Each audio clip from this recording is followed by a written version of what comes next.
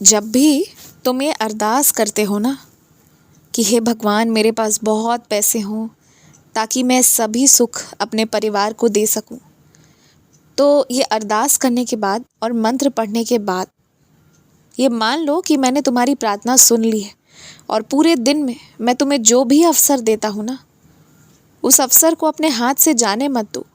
हो सकता है कि सामने वाले नहीं माने, तुम्हारे साथ काम ना करें, तुम्हें पैसे ना दें, पर अगर प्रयास नहीं करोगे और अपने आप से मन में कुछ सोच लोगे कि नहीं, सामने वाले मुझसे काम नहीं करवाएंगे, मुझे पैसे नहीं देंगे, तो ये तो सोची हुई बात है तुम्हारी।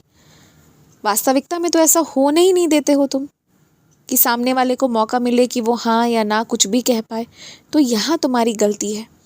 एक छोटा अवसर भी मिले ना, तो उस अवसर को गवाओ मत, काम होने दो। तुम जो इतने मंत्र पढ़ रहे हो, इतनी आराधना कर रहे हो, तभी तो तुम्हें इतने सारे मौके मिलने शुरू हुए। जब तक तुम इतनी प्रार्थना नहीं कर रहे थे, इतने व्रत नहीं कर रहे थे, क्या इतने मौके मिल रहे थे तुम्हें? अब तो उससे ज़्यादा मौके मिल रहे हैं। तो ऐसे ही मन में अपने विचार को सोच समझ कर इस तरह मना करने का मौका भी नहीं देते हो सामने वाले को, या हामी भी नहीं भरने देते हो, कुछ बोलने ही नहीं देते हो, क्योंकि तुम सामने से पूछते ही नहीं हो और सामने वाले को पता ही नहीं होता है कि तुम इतने तरह तरह की सेवाएं दे सकते हो। तो बोलने दो। 2 3 4 लोग हो सकता है शुरुआत में मना करें, पर उनके ध्यान में रहेगा कि तुम कई सारी चीज़ें करते हो। जब उन्हें ज़रूरत होगी ना, यकीन मानो सबसे पहला फ़ोन उनका तुम्हारे ही पास आएगा। तो इसलिए शुरू करो, बोलोगे, बात करोगे, अपने तरफ से पहल करोगे, तभी तुम्हारे पास ग्राहक आएंगे। मेरे कुछ बच्चे बहुत ज़्यादा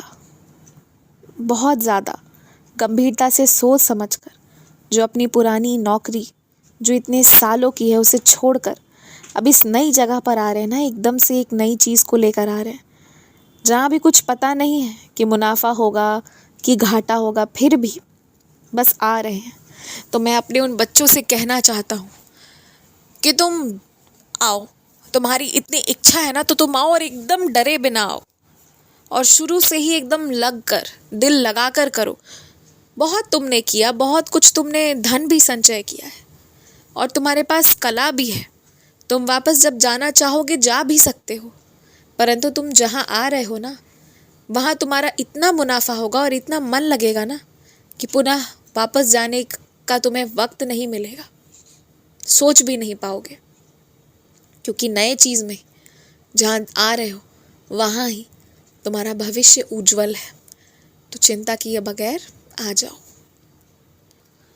सुनो, तुम्हें जहाँ इडली खाना पसंद है ना, एक आज छोटे छोटे दुकान हैं, छोटे छोटे लोग हैं जो सड़क गली मोहल्ला कहीं कहीं दुकान लगाते हैं, जिनका खाना तुम्हें बहुत पसंद है। हाँ, तो तुम खा सकते हो। वो भले ही बहुत बड़ा दुकान नहीं रखते हैं, परंतु साफ सफाई वो बहुत अच्छी रखते हैं। तो आज का नाश्ता तुम वहाँ कर सकते हो, ऐसी कोई दिक्कत वाली बात नहीं है। व्यायाम करना कभी मत छोड़ना। धीरे धीरे करके तुम्हारा शरीर तुम्हारे मन अनुसार बन जाएगा। आयुष्मान भवा।